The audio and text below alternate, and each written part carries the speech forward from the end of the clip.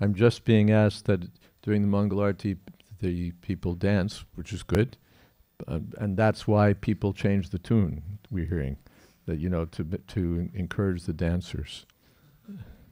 No.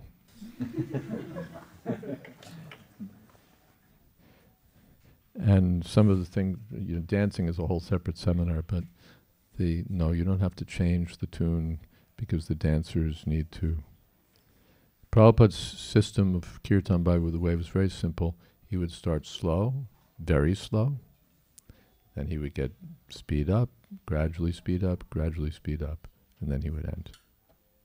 It gives enough scope for the dancers.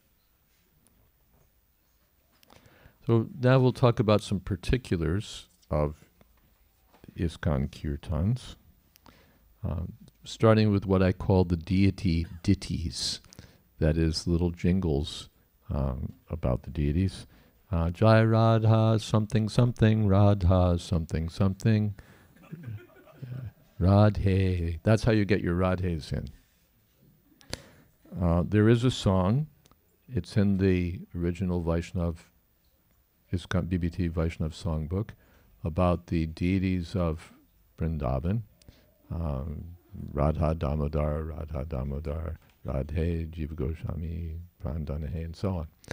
And it's an authorized song, and I never heard Prabhupada sing it, but it's an authorized song. And in New Vrindavan, the devotees started chanting Radha Vrindavan Chandra Radhe. They asked Prabhupada if that was all right. Prabhupada said it was all right. Well, now it's not only all right, but it's de rigueur. You've got to do it, or everybody looks at you like you hate the deities.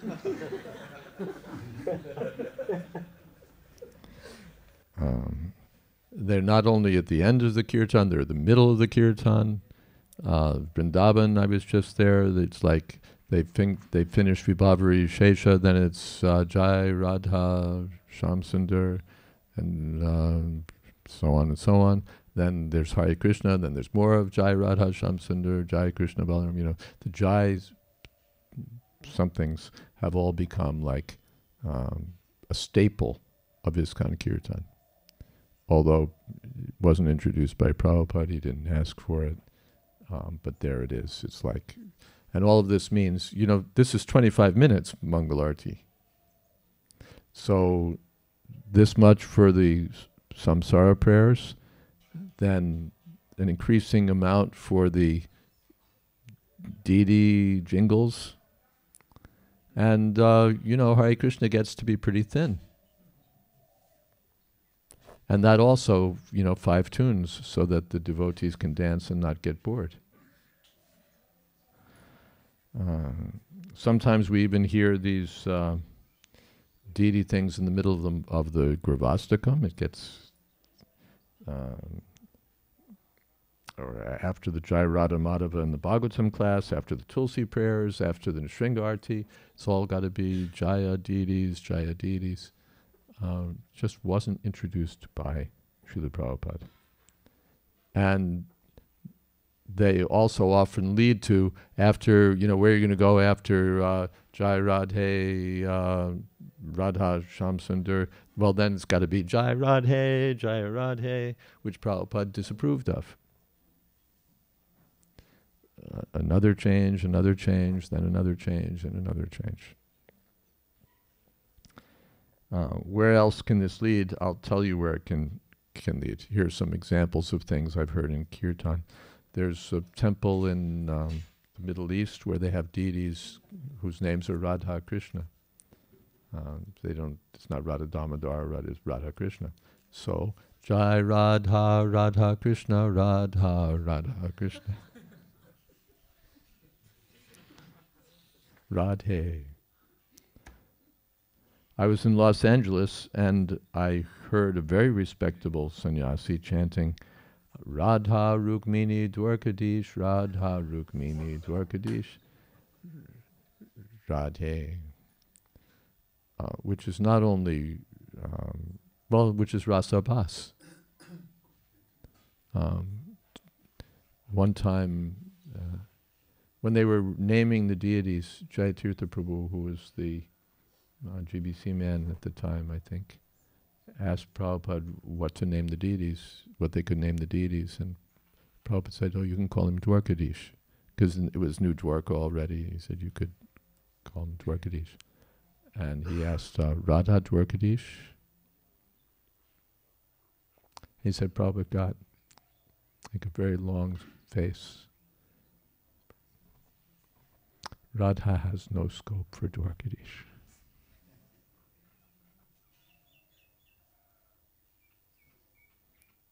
So Radha and Dwarkadish don't mix. But because it's the Iskcon standard that it's got to be Radha something something. So Radha Rukmini Dwarkadish. Which is, like sweet rice with apple chutney in it. It's just wrong. And how many times have you seen at a kirtan that at the end the kirtan leader leans over to someone to find out what the deity's name is, right? So, because you're supposed to chant the deity's names. I even heard someone say in response to an earlier seminar I gave that we chant the names of the deities because we're personalists. We're personalists, so that's why we chant these names. Okay, but I don't think Prabhupada was less of a personalist than we are, and he didn't. I've heard reported from South Africa, Jai Radha Jagannatha Radha Jagannatha.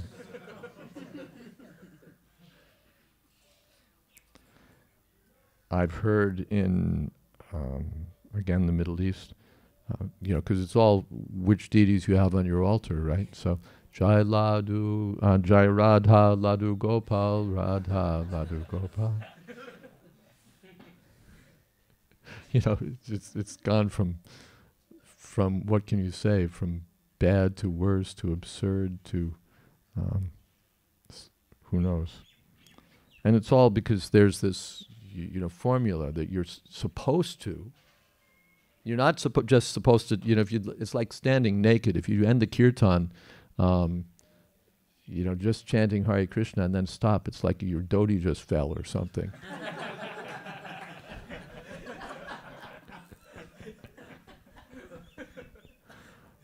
You just can't do that. But that's what Prabhupada said to do.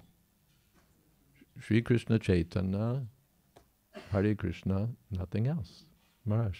In the Hare Krishna Mahamantra, everything's there. Everything's there in the Mahamantra. All mantras and understandings, there's a Shastric quote like that. Everything's in the Mahamantra. Prabhupada did everything with the Mahamantra. But we have to chant so many things. Yes, Abhijit Prabhu. So, did Prabhupada also not chant Jai Nrsingadev after Nrsingadev prayers? He just ended with the verse? Yeah, he just chanted the... yeah, and he repeated it a couple times. Jaya Jagadish, Hare Jagadish. That's what he did. You can hear it. In fact, he's teaching the devotees. There's a recording. I don't have the... you have the recording. Prabhupada's teaching the devotees the first time how to chant these prayers in Los Angeles. And you can hear how he does it. And there's no Jaya Nrsingadev, Jaya, it's just not there. I'm not saying, you can't chant Jaya Nrsingadev, but no, the straight answer to your question is he didn't. Then we come to Gaur Nitai, so, because you've got a formula, so it's like, Jai Nitai Gaura Hari, Nitai Gaura Hari, Gaura Hari. Just taking the template and Gaur Nitaiing it. And you've got a new mantra. Hare Krishna. I've heard Jaya Shala Grama, Jaya Shala Grama, Jaya. And then this is quite common. Jaya Jagannatha, Jaya Baladeva, Jaya Subhadra, Jaya Jagannath. And then every kind of combination you can think of, how to, move them around for variety.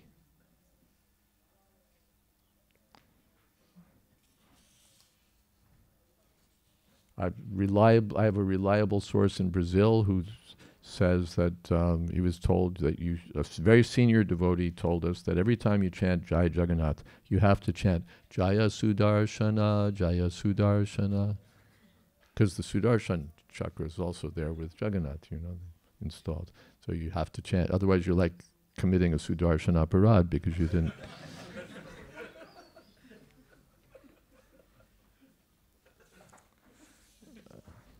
And then finally, we have the new Panchatattva mantra. What's the old Panchatattva mantra? Prabhu Nityananda, Shri Advaita Gadadhar, Shiva Sadi Gaur Bhakta-vrinda. What's the new Panchatattva mantra? Jaya Panchatattva, Jaya Panchatattva. Why do we chant this? Because it fits in the da-da-da-da-ta-ta-ta-da-ta-da template. And because you're supposed to chant the names of the deities. Right? You have to, because we're personalists, you have to chant the names of the deities. But in this case, we're not going to chant their names because it takes too long or something. So we're going to chant Jaya Panchatattva. Instead of what Prabhupada said, these 5 names, we quoted earlier, right? Prabhupada said that, they chant Nitai Gaur Radhesham, Hare Krishna, Hare Ram. He said that these 5, Sri Krishna Chaitanya, Prabhu Nityananda, Sri Advaita Gadadhar, Shiva Sadi Gaur Bhakta-vrinda. But since we have the Panchatattva deities installed, we don't chant their names. We do, but then for a reprise, to go back, we chant Jaya Panchatattva. What is that mantra? Where did it come from? Who said chant Jaya Panchatattva? But it just makes sense that if you chant the deities' names and you're chanting Jai Radha Madhava, then you have to chant Jai Panchatattva then. So it goes from one notion to the next, to the next, to the next. And now it's like standard. You got to, it's like nobody even blinks if you chant Jai Panchatattva. But what is that? Prabhupada said, Sri Krishna Chaitanya, Prabhu Nityananda, Sri Advaita Gadadhar, Sri Vasadi Gaur Bhakta-vrinda. But we have all these other things. Hare Krishna. Any question? Maharaj, in Gaurarti, there is also mentioned many things added in there because there is no mention. This is correct or in Gaurarti. So the devotee add many things. Devotees add many things, especially in Bengal, where it's more or less a tradition to do that. And Prabhupada added one, Jagamana, what is that? Jagajana Manalobha. Prabhupada himself did that one. I don't know of any other one that he did. I think just that one. I'm not even going to start that campaign here in Mayapur. If we can just maybe get back to Hare Krishna, I will be so happy. Instead of Jai everybody. I mean, there's unlimited forms of Vishnu. And that's also another thing happens now. That it used to be, now you got to chant the names of the deities in the temple. Now you chant the names of the deities in your temple. If there's another temple nearby, you chant their names. Then you chant the names of the deities that are your favorites, like if you're in New York but you're really a fan of Radha Shamsundar and so on, you chant their names, and Krishna Balaram, and so on. So it's like the deities in whose temple you are, and then the deities who are your favorites, or else to keep peace in the world, the deities nearby in another potentially competing temple where you want to have friendly relationships, so you chant everybody's names so that no deities will be left out. We want to have a unified society.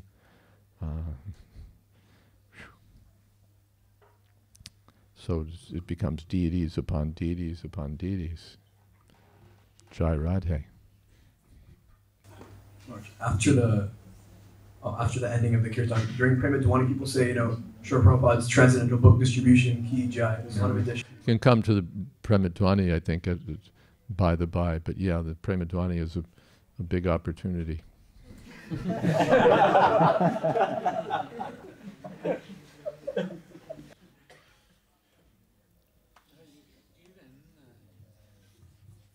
Even if you stop after Hare Krishna, people look so strange and they will start singing Jai Jai, Jai Rama. Who will?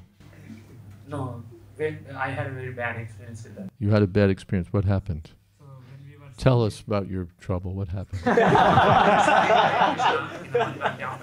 singing Hare Krishna, You were chanting Hare Krishna in the Mangalarti. You were leading. stopped after Hare Krishna. And Prema Dhwani we have to start. But there, when I stopped, they looked very strange and they started telling the deities' names. Yeah. See, this is my point. That's why I said at the beginning, the one modest objective of this seminar is to make the world safe for people who somehow or other think they ought to do it the way Prabhupada did it. Things have gotten so bad that not only do I have to chant all these names and mantras and other things that have been added on, but if somebody else doesn't do it, then I have to jump in and say, like, Baba, what's wrong with you, Are you an impersonalist or something? And jump all over him, or just, set him straight by taking over and chanting the necessary deity mantras that have been introduced into Iskcon from the ether. So anyway, this is our modest attempt to try to help,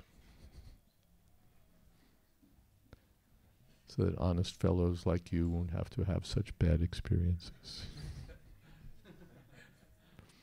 Is there another question at this point? Madhji has a question.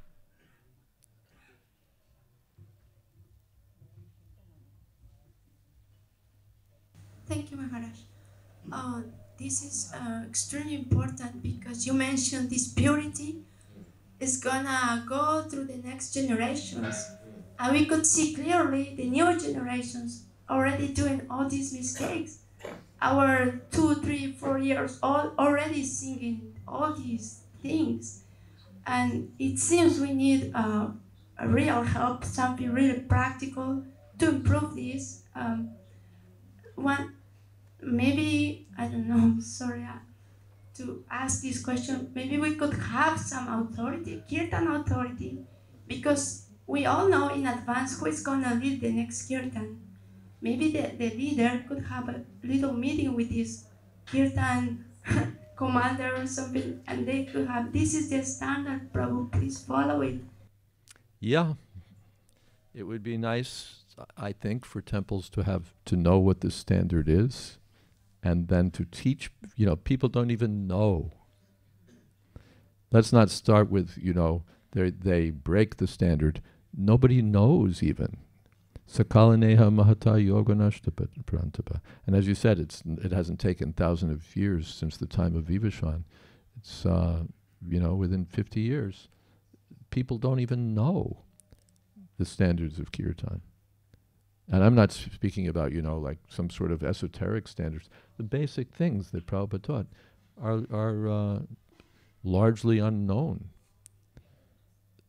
The idea that Prabhupada didn't chant the names of the deities is he didn't?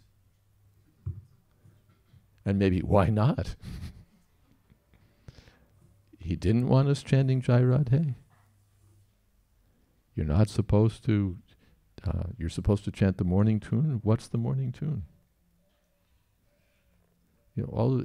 Just the knowledge itself has largely dissipated.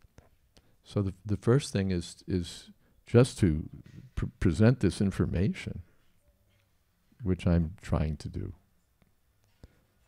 And it's known, these are not terribly secret teachings, but they're somehow seems to have become lost. So the first thing is to know them, for the temple leaders to know them, temple president to know them, GBC man to know them, temple president, kirtan leaders. And then you make it a standard that here are, they did that here in Mayapur with this Hare Nama Krishna. It was, first they weren't chanting at all. Then they got into, okay, we're supposed to chant, and they started chanting the whole, all 4 lines. And actually, I'm so impressed that they actually got it right. They finally brought it down by heavy enforcement to 2 lines. Only occasionally do you hear more than 2. So it's possible. Things can be set straight, but it takes, to keep things as they are, takes a lot of effort. Maintenance. That's why Vishnu himself takes charge of maintenance. So how exactly that should be done, I'm not going to stick my face in the management, but it starts with at least knowing. And whether you're a manager or not, the more devotees know the standard, the better off we are.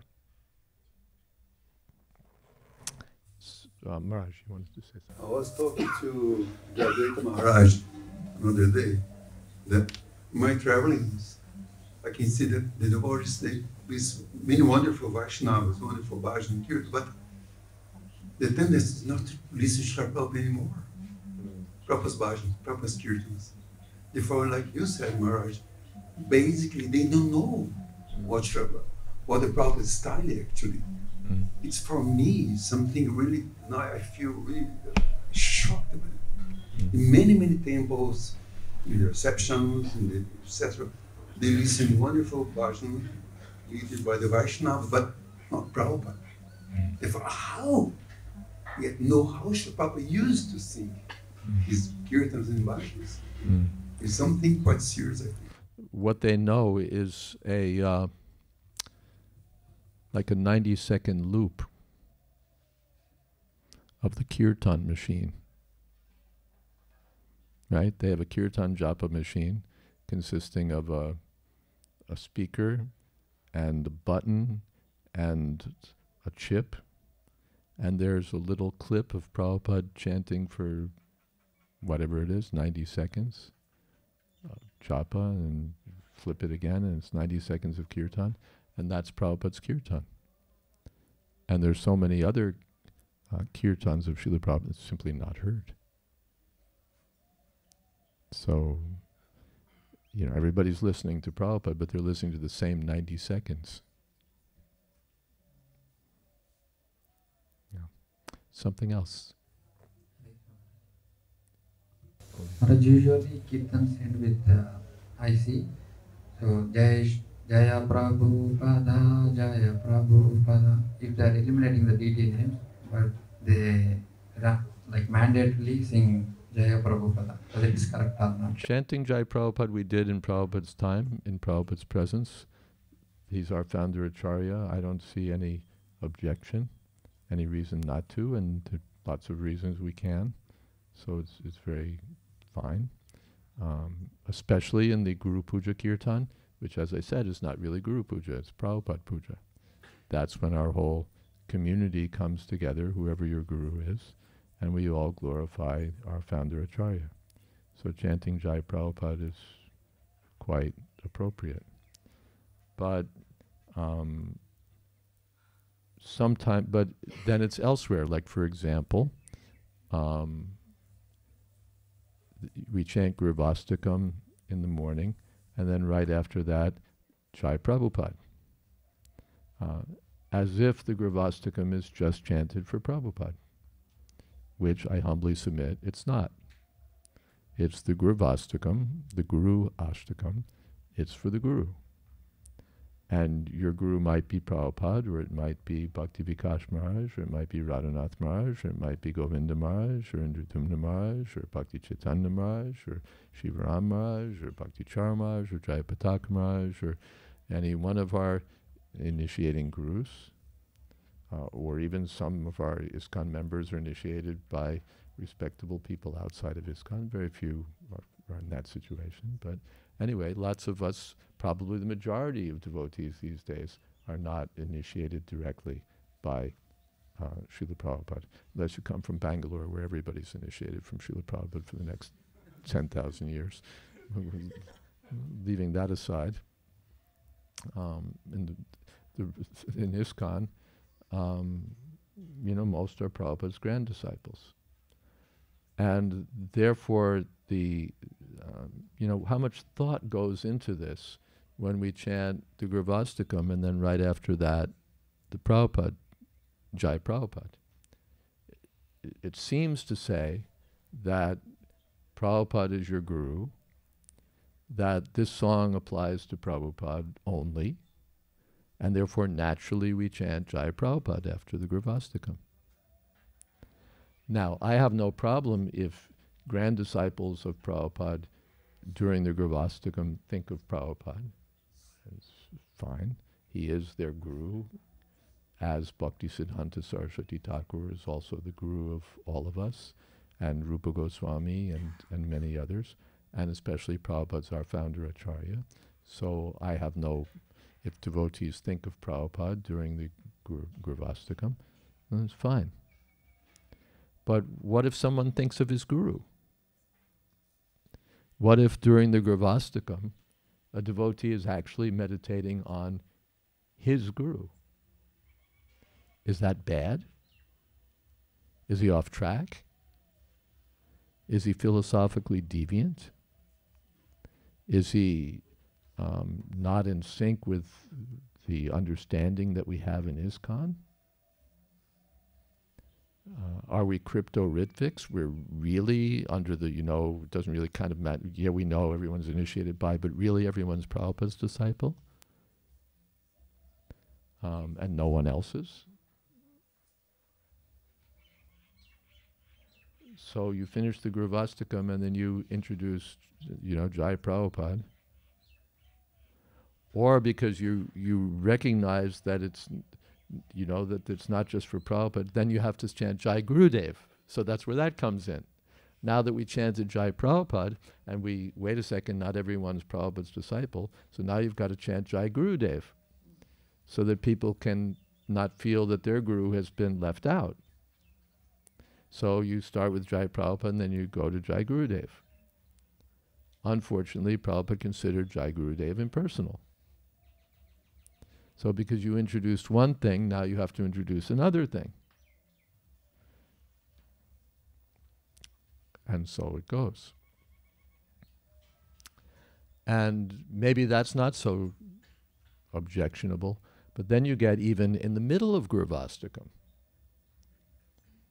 How many have heard Jai Prabhupada chanted in the middle of Gravastikam? Okay, we have some, come on, be honest. How many have heard it? Okay, it's not unknown. That, after like 4 verses of Gravastikam, then we chant Jai Prabhupada. Because this is the Prabhupada song. It's not the Guru song, which we heard Prabhupada call it. No, actually that was Sri Guru Charanapada. But anyway, it's not the Guru song. It's the Prabhupada song. And I've heard people insist that it is too the Prabhupada song. And anyone who says it's not the Prabhupada song is like, a pariah or something. Something's wrong with him. It is the Prabhupada song. When did it become the Prabhupada song? Down the street, they chanted for Bhaktisiddhanta Saraswati Thakur, or for whoever their gurus are now. It wasn't composed by Vishwanath Chakravarti Thakur for our Srila Prabhupada.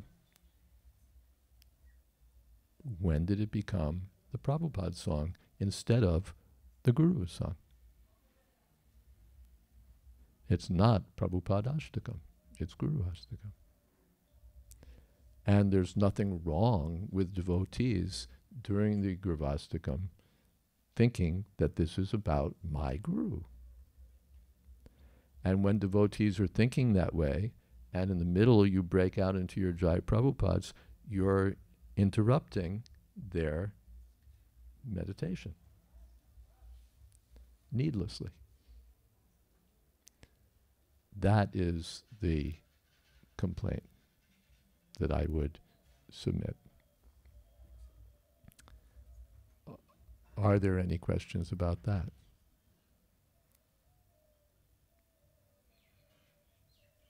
Yes.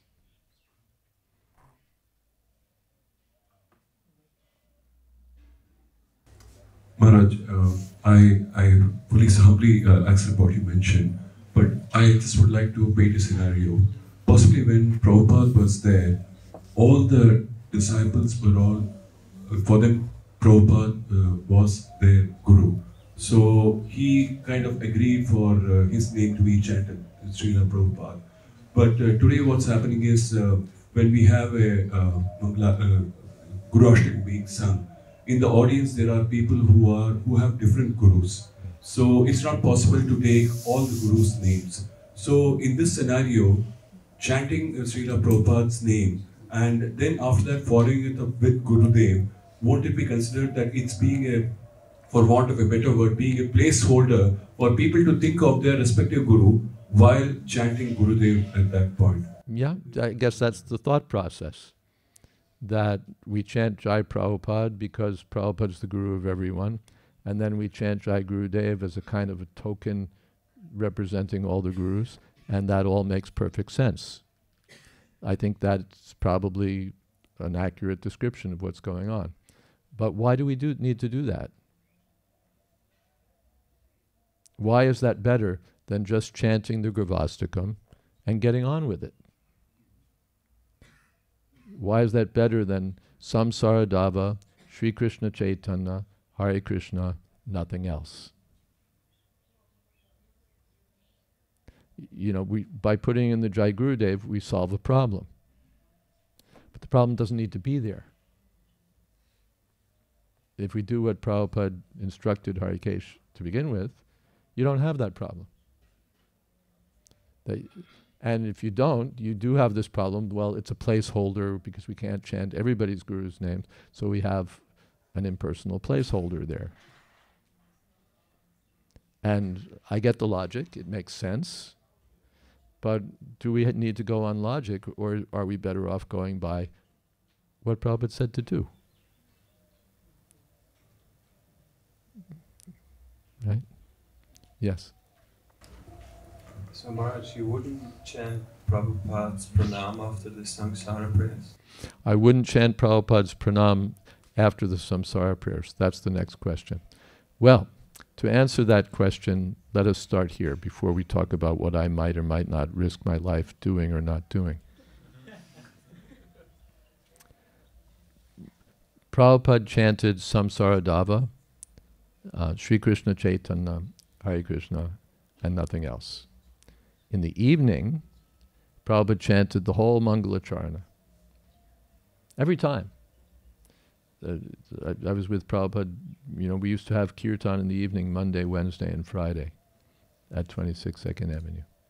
And when Prabhupada was there, I'm not talking about the original days, because I wasn't there then, but like 1968 and onward, 1968, 69, and so on. I guess 68, 69 after that. But he would personally lead the evening Kirtan, and that's what he would do, the whole Mangalacharana, top to bottom. And then he would chant, or bottom to top, really, start to finish. Then he would chant Sri Krishna Chaitanya, Hare Krishna, and nothing else. And the morning, you can hear the recordings. He chanted Gurvastakam, Sri Krishna Chaitanya, Hare Krishna, nothing else. That's what Prabhupada did. Therefore, if one does that, one is not doing something different from what our founder Acharya did. That's what he did. Sri Krishna, Samsaradava, Sri Krishna Chaitanya, Hare Krishna, nothing else. That's what he did. And I know at least one brave soul, my godbrother Kurma Prabhu, who does exactly that. That's how he leads Mangalarti Kirtan. Now, I chant Prabhupada's pranam mantra because I've already got enough bricks being thrown at me. And, you know, I don't love Prabhupada and all of that. So I have to put on a good, you know, put my suit and tie on. But therefore, as I've said before, philosophically or in terms of the tradition or Prabhupada's instructions, there's nothing wrong with just Samsaradava, Sri Krishna Chaitanya, Hare Krishna, nothing else. But if you try that in Iskcon these days, they'll probably bite your head off. And Prabhupada is the founder Acharya of Iskcon. And so if you chant Prabhupada's pranam mantra after the Gravastakam, I don't see anything objectionable about it, and that's what I do, at least in public.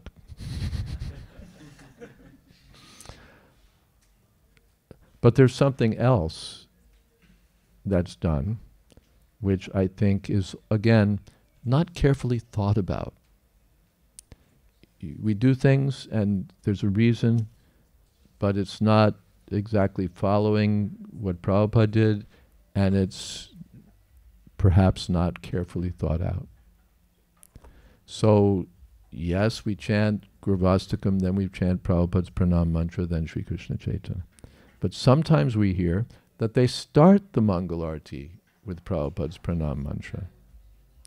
Who's heard that? Common, right? Well, what's happening here? What's happening, if you're not one of my godbrothers or godsisters, is that first you're chanting the pranam mantra to your guru's spiritual master. And then you're leading the Mangalarti. And what happened to your guru? Are we jumping over?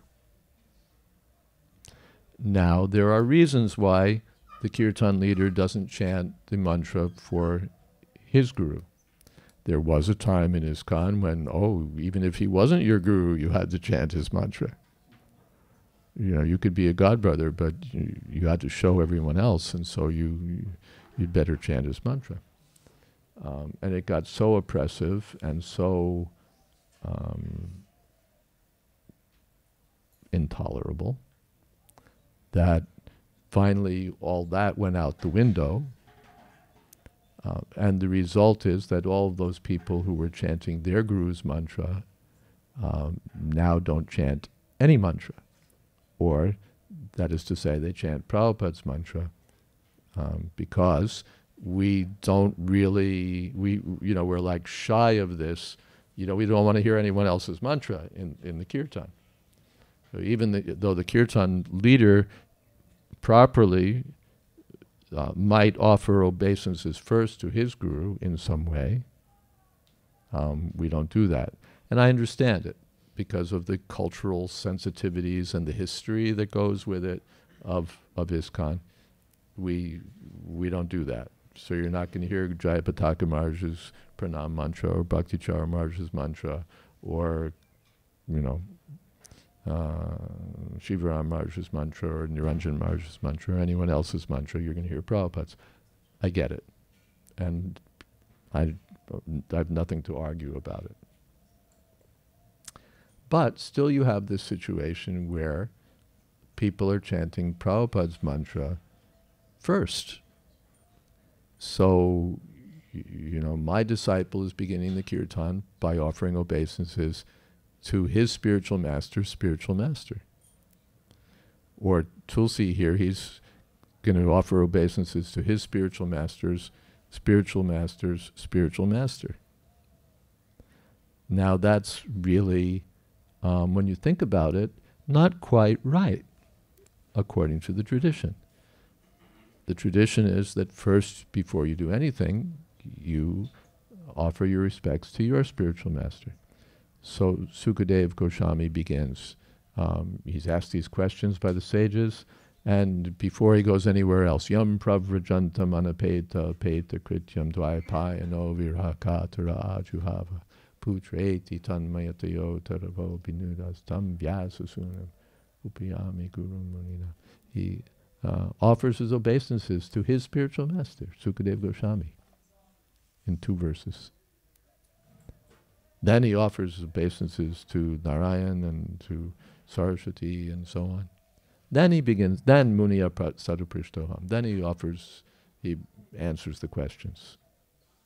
But first he offers obeisances to his spiritual master. That's the ancient traditional system. That before speaking, before leading kirtan, before we do anything, we offer obeisances to our spiritual master. So now what to do? You've got this Iskcon with its history and its sensitivities and its multiple gurus and multiple disciples of multiple gurus. So my humble suggestion would be, if you're going to chant a pranam mantra, such as Prabhupada, not such as, if you're going to chant Prabhupada's pranam mantra, first chant Gurvastakam, and then chant Prabhupada's mantra, with the understanding that the Gurvastakam is for your guru, or your guru and Prabhupada, if you want to think that way. But that by chanting Gurvastakam, I'm offering obeisances to my guru, then his guru.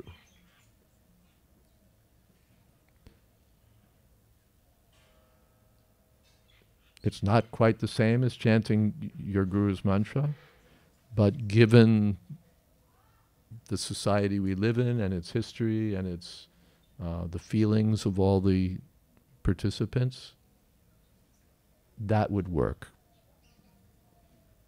An alternative would be Om Jnanatim Yirandasya Jnananjana Shalakaya Chakshur Militam Jena Tasmai Shri Gurave. Again, you know, which guru, but maybe because of our history we won't ask that question.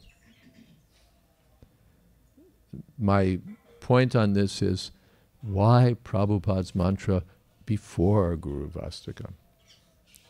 Make it after Guru Vastakam, so that you can properly, you and all the other people, which is like in most situations anywhere between 90 to 100% of the devotees who are not directly Prabhupada's disciples, can first offer obeisances to their guru, and then to his guru, our founder Acharya. That is my point. This has been misrepresented by some clever and,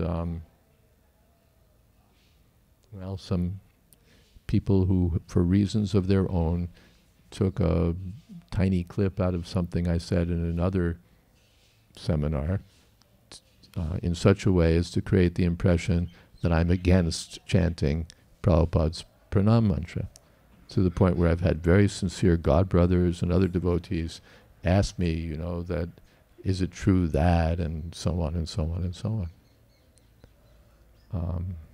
Thank you very much to whoever's idea that was and whoever was inspired in that way. But anyway, the simple point I was making is that first we should offer our obeisances to our Guru, then to Prabhupada, and therefore Prabhupada's pranam mantra should be after the Gurvastakam, not before. And to add the most, as far out as I went, that if you didn't chant Prabhupada's pranam mantra, you would not be philosophically wrong, because Prabhupada didn't chant the mantra to his guru either. Those were the points that I made. Yes? Does the same apply to I know you're talking about the morning prayers, but you know for Gora Arsi, before Gora Arsi, we do the Namo Mm. Yeah, you have the Gora Arti where there is no Gurvastikam. What do you do there? If I were the kirtan leader, I would probably chant Om Ajnanatimirandasya first. Unless I was very brave and I thought I might chant my Guru Maharaj's mantra first, just on my own.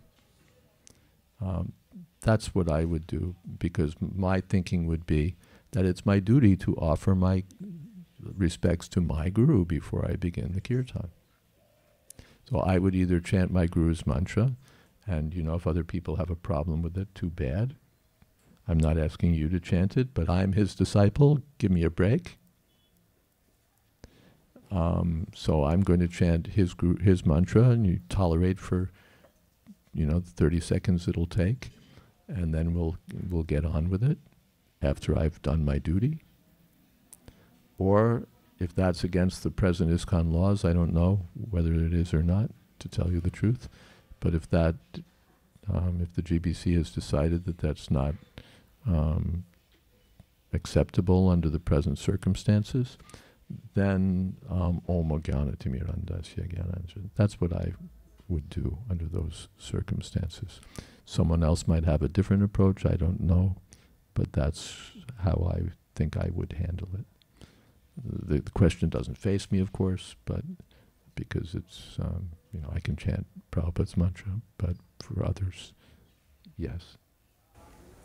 Maharaj, you spoke about the problematic that comes when we chant Prabhupada's pranam, and we are initiated by, for example, a disciple of Prabhupada, and in this way we jump over our own Guru and directly worship our Param Guru. But what if we take it in the way, like we hear in Iskcon, that Prabhupada is not only my Param Guru, but he's my Shiksha Guru, through whom I came to my Guru. That if I chant his mantra in this way, that it is proper to then proceed to the... And what happened to my Diksha Guru? Where did he go in all this? I accept it. Prabhupada is everyone's Shiksha Guru. And who's my Diksha Guru? Is he just a kind of an official? Is he just the person who gave me the mantra? Is he just the person who kind of got me into the sampradaya? And then that's kind of it? Because really Prabhupada's the Guru of everyone? Is that who my Guru is? That my Diksha Guru? That he just kind of did a ceremony for me on behalf of Iskcon so that I could become Prabhupada's disciple? That doesn't sound too different from something I hear in certain places in South India, does it?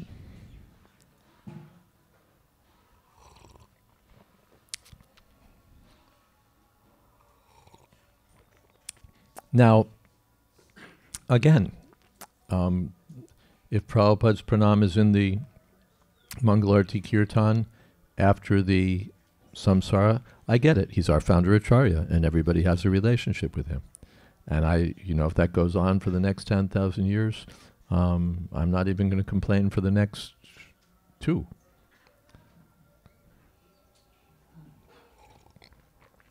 All I'm saying is don't cut out your Diksha Guru as if he were just, an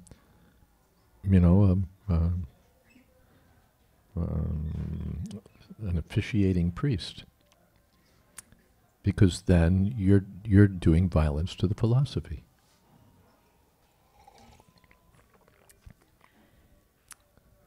We should honor Prabhupada. We should afford Prabhupada all the respect and glorification due to the founder acharya of this movement, in recognition of his unique position and recognizing that without him nothing would have happened, that we're all reading his books, that we're all living by his mercy. All of this should be acknowledged and respected and worshipped, but not that in the process I reduce my initiating spiritual master to a mere functionary. Unless you think you can do that without damaging, without basically tossing out the very teachings of the person that you want to honor.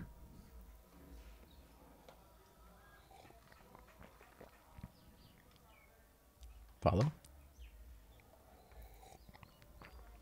That's the problem, that in the name of honoring Prabhupada, and that's what we see in certain newer approaches to Gaudiya Vaishnavism, that in the name of honoring Prabhupada, they toss out his philosophy, or chisel out a big piece of it.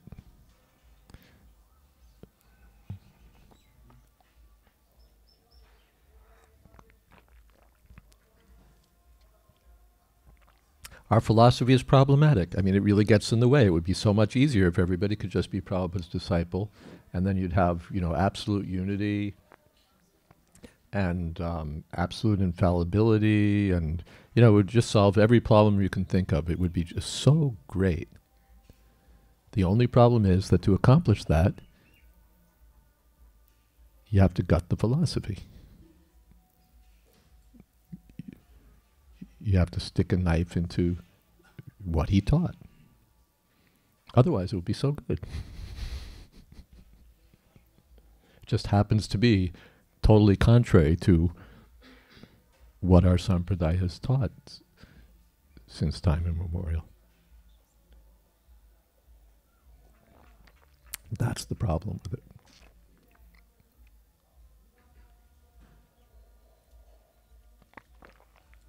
And so we face the task of living in a society of followers of Prabhupada, generations of followers of Prabhupada it will be, and the task of how to honor Prabhupada throughout all of these generations, while at the same time not trivializing the relationship between the disciple and his own spiritual master. That's the task at hand. Yes? Is the Srila Prabhupada and Srila Gurudev is the holy name? Because yesterday I listened to the Bhagavad class. When someone at the end of his life, when he chanted Srila Prabhupada, Srila Prabhupada, he also can go to the back to the Godhead. Is the name of Prabhupada or Gurudev as good as the chanting of the holy name, or identical with the chanting of the holy name? No, it's better. The Prabhupada used to quote Madbhakta Puja Vyadika. Anyway, the teaching is that the devotee is higher than Krishna. So it's not that, well, if you think of Krishna at the time of death, you go back to Godhead, and if you think of your guru, you come back to the material world. Or if you think of Prabhupada, you come back to the material world. They're all together. We don't think of Prabhupada separately from Krishna. We don't think of our gurus separately from Krishna. We don't think of our gurus separately from Srila Prabhupada. They're all together. So if you think of any one of them, you have your ticket. Is that okay? There was another question. Yes. Abhijit Prabhu. Maharaj, you made the point that Prabhupada, when he heard Jai Gurudev, he said not to do it because it's impersonalist. Yes. When I play devil's advocate, isn't Samsara Davanel a Jai Gurudev? Yeah, well, Jai Gurudev is certainly, as we heard, impersonal. Yes, you could say that Guruvastakam Bande Guru Sri Charanadavindam. You could say, well, who is that guru? Yes. And therefore, I might recommend that before chanting the Guruvastakam or after chanting the Guruvastakam, one chant the mantra to one's own guru, except that we have social constraints on what we do because we're not alone or we're not with our own God brothers only. And therefore, we say, well, we're not going to do that. In addition to which, Prabhupada simply didn't do it. He just chanted Guruvastakam, Sri Krishna Chaitanya, Hare Krishna, and so on. You can say, well, that's impersonal, but then finally it comes down to, well, it's not logic. You know, if we say Jai Gurudev is impersonal, no, it's not impersonal, it's my Guru. I mean, you know, Shivaram Swami when I chant Jai Gurudev. It's perfectly, you know, why is it impersonal? I know who I'm chanting to. But why is it impersonal? Because Prabhupada said it's impersonal. It's not logic, it's authority. Prabhupada didn't like it, that's all. Only for that reason. Otherwise, I could make you, you know, very good logical arguments why it's perfectly good, or why, if Gurvastakam is good, Jai Gurudev should be good, or why, if Jai Gurudev is not acceptable, how could we be chanting Gurvastakam without being impersonal? The logical chains can all be very nicely put in place, but we're not working on logic. We're working on what our acharyas said to do. Even, you know, again, why not Jai Sitaram Lakshman Hanuman? It's logical. There they are on the altar. We're glorifying them. These are their holy names. Ram is always with Sita. Sitaram are always with Lakshman and Hanuman. What's the problem? Problem is that it's not coming in the Sampradaya. It doesn't have authority from the Parampara system, and therefore Nishpalamata. Logically, no problem. No problem whatsoever. But it's not received. And our method is reception. It's not an ascending process that we figure out what might be bona fide, what could be bona fide, what works because, or anything like that. What's come down from the acharyas? What's come down? Otherwise, you know, Devaki Nandana Gopala, what's wrong with that, really? Well, it comes from the Ginsburg Sampradaya, and not from the Gaudiya Sampradaya. Otherwise, by logic, Krishna is Devaki Nandana. Devaki Nandana is the name of Bhagavan. All the names of Bhagavan are pure and holy and liberating, so there's nothing wrong with Devaki Nandana Gopala. It's perfectly good. Except Nishpalamata. It's not coming through the Sampradaya, and therefore it's considered useless.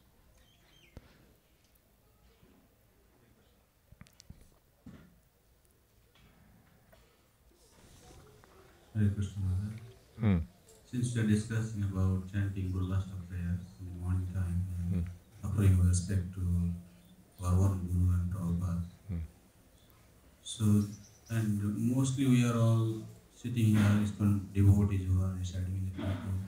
So my question is in regard to the grahasthas who are doing Mangalarti prayer at home in the morning time, not necessarily in the temple. So when we recommend them, can we say like, okay, maybe you can start with your Guru Pranam mantra, then start Gurvastakam prayers, and just to offer respect to Prabhupada, and we are in the Prabhupada's family, so that we remember the contribution of Prabhupada and our alignment to the line of authority, then chant Prabhupada's pranati, and then... They can do that. They don't have to, because Prabhupada didn't. He was Samsaradava, Sri Krishna Chaitanya, Hare Krishna, nothing else. But if they chant their Guru's mantra at home, no problem. Even, you know, if there's a meeting, you have a meeting of all of Jayapataka Maharaj's disciples, or Bhakti Chara Maharaj's disciples, or Chandramauli Maharaj's disciples, or Radhanath Maharaj's disciples, and they have a kirtan and they chant Radhanath Maharaj's pranam mantra. What's wrong there? He's the Guru of all of them, and it's perfectly fine. And there should be occasions when that's who's there, you know, only the disciples of a particular Guru, they have their own community, and they can, you know, without injuring anyone else's feelings or having to take anyone else's feelings into account, they can glorify their Guru together. It's perfectly good. There's nothing wrong with that. It only comes, you know, issues come when other people have to be taken into account who aren't in your same situation, who don't see the guru, your guru, the same way you see your guru, because they come from a different part of the tree. But if you're at home, or you're with your God brothers and God sisters, Hare Krishna. It's up to you. I've seen even, like fire sacrifices performed where they're chanting the Sampradaya mantras, Namo Vishnupadaya, and they start with Prabhupada. They're initiating a disciple, so the priest is performing the ceremony, initiating the disciple, and he skips over the mantra to the person who's the initiator of that disciple, who's going to be initiated. It's just not thinking. Wait a second, maybe at the temple ceremonies we start with Prabhupada, but you're initiating, Radhanath Maharaj's disciple. Why aren't you chanting Radhanath Maharaj's Pranam mantra first? Right? You're skipping over. That's what Prabhupada called jumping over. Not that because Prabhupada's the founder Acharya, when you initiate a disciple, you start with his mantra. Prabhupada, when he initiated disciples, started with his own mantra. Because he has to teach what you're supposed to do.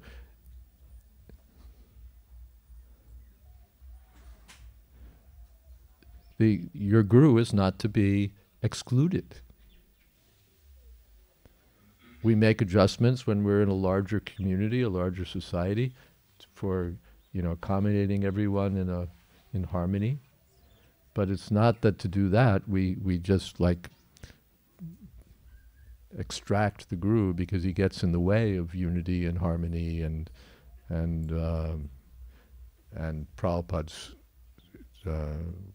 preeminent position.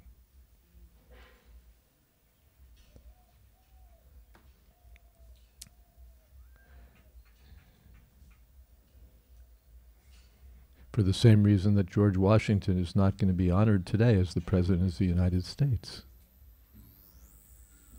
He was the first. Or Mahatma Gandhi, he's the father of the nation.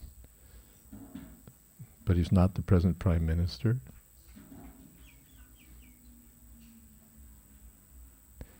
And it's not that for that reason his picture shouldn't be on all the bills. I don't want to get into deep mundane comparisons, prime ministers and so on. Prabhupada's in a super exalted position, and especially in relationship to Iskcon. But it doesn't mean that we can just pull out or trivialize the relationship between the guru and the disciple, or just say, well, Diksha somehow doesn't count. In Caitanya-charitamrita it said, Shiksha Guru and Diksha Guru are one entity, one undivided truth.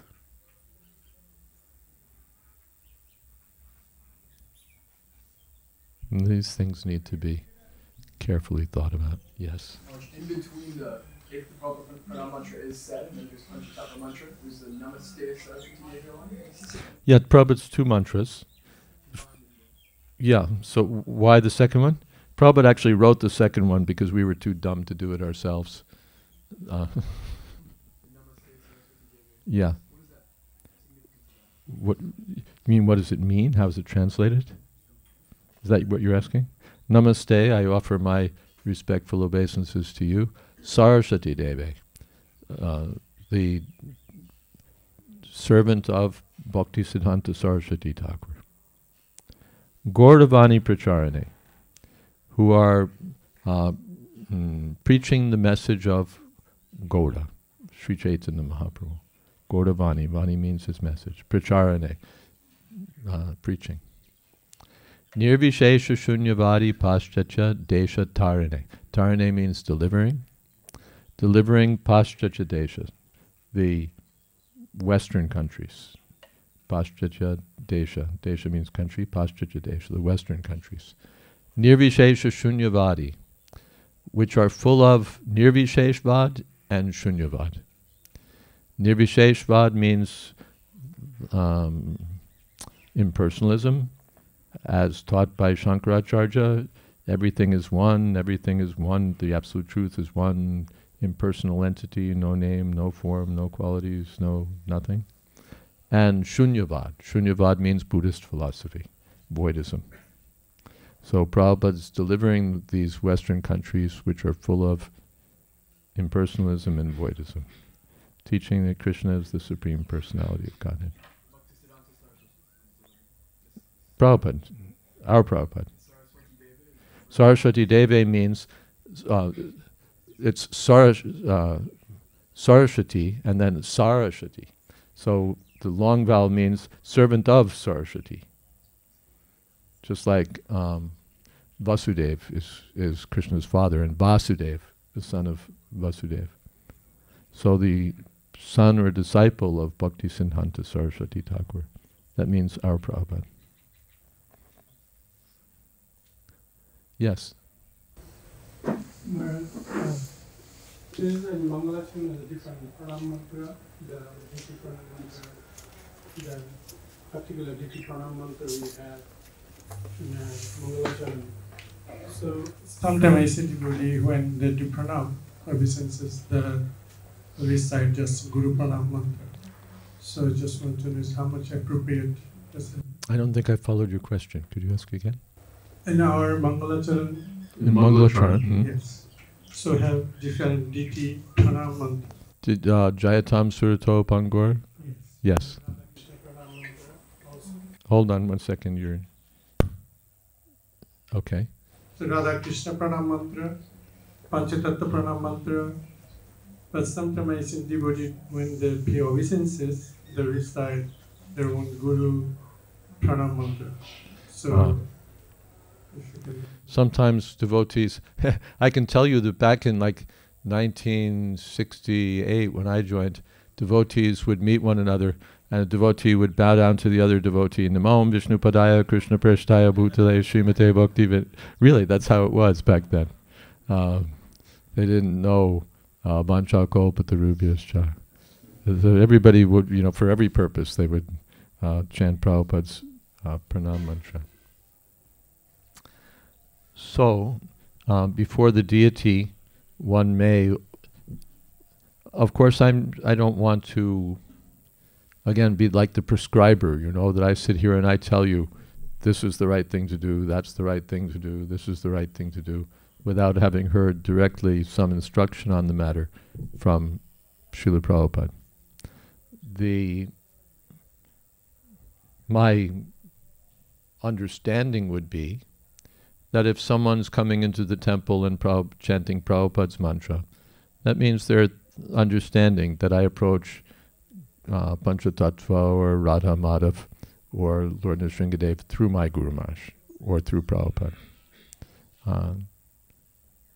They may have that understanding. Otherwise, you can bow down before Radha Madhav and chant Jayatam Surato Pangor and so on. I don't have anything particular to say about it, I think. I don't have any authoritative word to give you. Is that okay?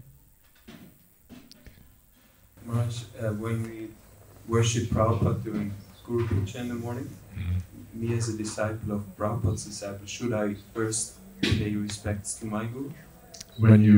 Before I worship Prabhupada? Like, let's say I chant I see. Should you chant your Guru Maharaj's mantra at Prabhupada's Guru Puja? It doesn't have to be loud, I'm just saying philosophically. Can I worship Prabhupada? Of course, your understanding should be there. That's the first thing. That I'm worshipping Prabhupada by the grace of my Guru. That's the first thing. The understanding has to be right. There are those who don't even have the understanding right. But that's the first thing, that by the grace of my Guru, I've come in touch with Prabhupada, or I'm linked up to Prabhupada, so I'm the servant of the servant. If you were there, Prabhupada would say, who's this man? Oh, he's Gopal Krishna Maharaj's disciple. Oh, very good. Otherwise, who is this guy? Where did he come from? Right? So, in that way, your understanding should be right, that I'm the servant of the servant of the servant of the servant. That's the first thing. Otherwise, whatever you chant, it doesn't matter. You're in the wrong place. That's the first thing. Now, as far as what I might chant, I might think, well, at Mangalarti, I chanted Gravastakam, now I'm worshipping Prabhupada. That you might think. Or maybe I think there are places perhaps where first they worship their guru and then they do the Guru Puja for Srila Prabhupada.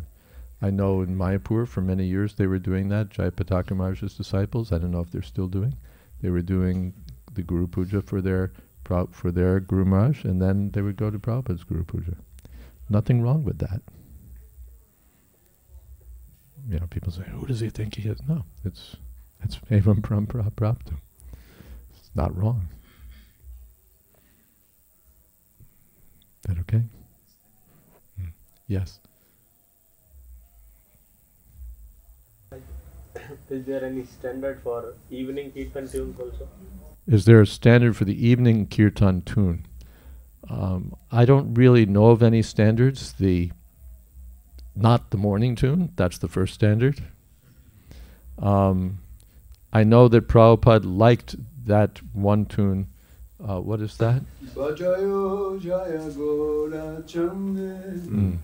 Jaya Jaya Gora Chande Aroti Kesho.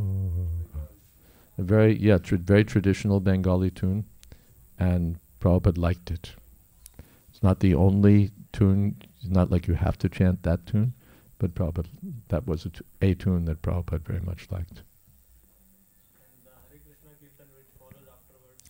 Hare Krishna, Hare Krishna, or another tune. Variations are allowed in that? That's why I said I don't know of any restrictions on the evening tune. Prabhupada chanted Hare Krishna, Krishna Krishna. That's perfectly good.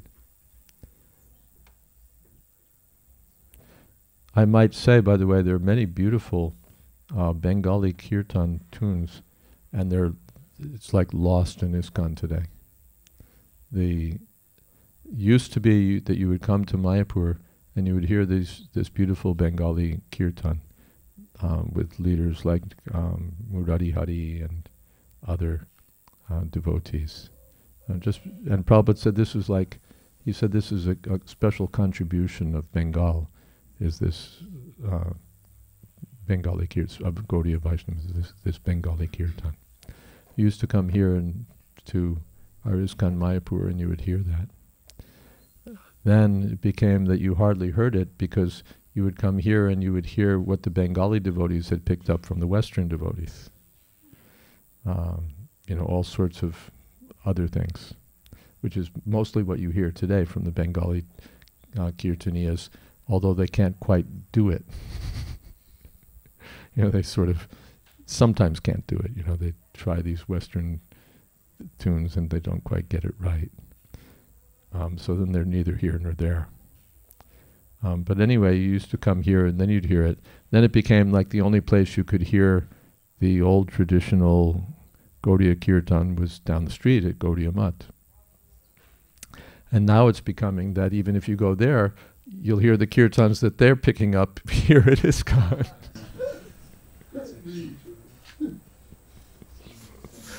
So pretty soon there'll be nowhere left to go. Although I have to say that every time I've stopped by or passed by Prabhupada's Bhajan Kirtan, Bhajan Kutir, the kirtan is beautiful. Beautiful kirtan there. Simple, unpretentious, no one's putting on a show. Kartals, mridanga, little harmonium, and just beautiful. Simple, simple, simple. That's been I haven't gone there any time and been disappointed. So, like a special treasure spot in Mayapur. Yes.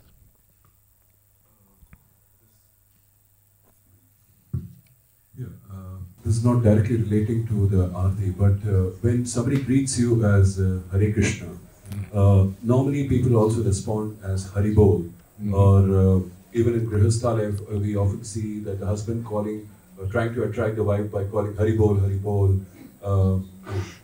Can you just throw some light on that? Is it something okay? Or? Yes, Prabhupada, sometimes someone would, he would say Hari Bol to this person or that person, Hare Krishna, and he would say Hari Bol. Quite all right. When Chaitanya Mahaprabhu and his associates were cleaning the Jagannath temple, they needed brooms, they needed buckets, jugs of water, they needed this, they needed that. And anyone who wanted anything, they would just chant the holy name. Hare Krishna, which means I need a bucket, or it means I need a broom, or it needs, I need more water. They would just chant the holy name. And Kaviraj Goswami says that with obvious appreciation. So it's kind of, for us, that's everything. It's hello, it's goodbye, it's everything in between. Hare Krishna, Hare Krishna. In Ayodhya, it's the custom in one important temple, I forget whether it's, anyway, there's one temple, they distribute very nice prasadam. They're big rotis, and anyone can come and take prasadam. And our padayatra stopped there, we took prasadam. And their custom is that the servers go around and they're distributing, say, dal or rice or chapatis. So they'll say, chapati ram, dal ram. So kirtaniya sadahari.